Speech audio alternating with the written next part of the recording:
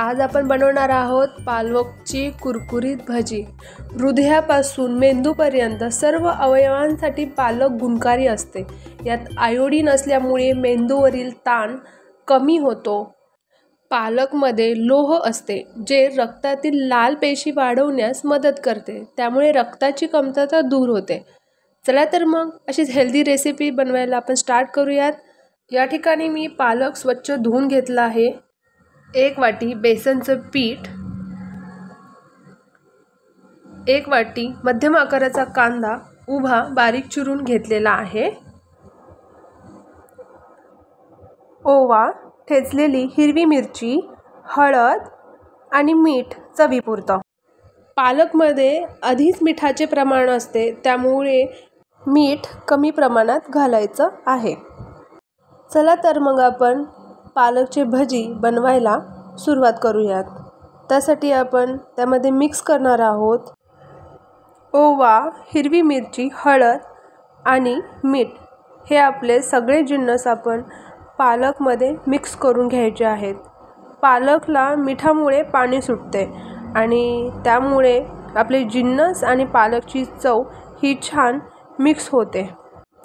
तुम्ही बघू शकता आपले सगळे जिन्नस छान मिक्स झालेले आहेत आणि पालकला थोडं पाणीही सुटलेलं आहे। पालक हे आपल्याला छान चुरून घ्यायचं आहे। या ठिकाणी आपली पालक ही छान चुरून मिक्स करून झालेली आहे। तर आता याच्यामध्ये आपण मिक्स करणार आहोत कांदा। कांदा हा जर तुम्हाला नको असेल तर तुम्ही स्किप करू शकता, हा ऑप्शनल आहे। तर आपण कांदाही छान मिक्स करून घ्यायचा आहे।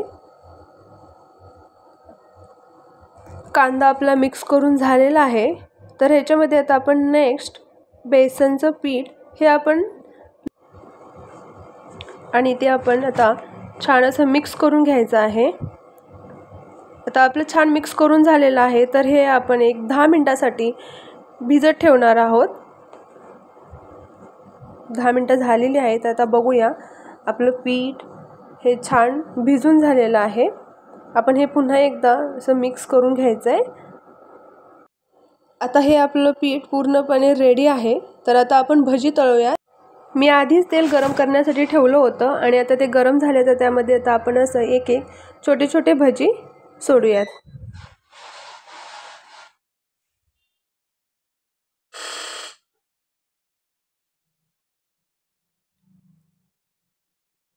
आपल्याला हे भजी छान तळून घ्यायचे आहेत। छान असे ब्राऊन कलर येईपर्यंत आपल्याला ते तळायचे आहेत। तुम्ही बघू शकता आता आपल्याला भज्याला थोडा थोडा कलर चेंज झालेला आहे। छान असा आता थोडा सोनेरी कलर आलेला आहे। अशी थोडी आपल्याला हलवायची आहे, जेणेकरून आपले भजी हे सगळ्या बाजूने तळले जावेत। आपले भजी आता ऑलमोस्ट तयार झाली आहे। त्याला आता ब्राऊन कलर आलेला आहे। तर आता आपल्याला ती काढून घ्यायची आहेत।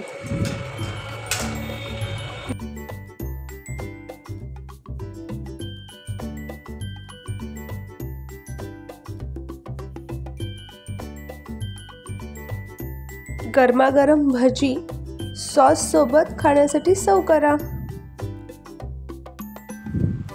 छान असे कुरकुरीत भजी आणि त्यासोबत 1 कप चहा। तुम्ही ही रेसिपी एकदा ट्राय करा आणि लाईक, शेअर आणि सबस्क्राईब करा। थँक्यू।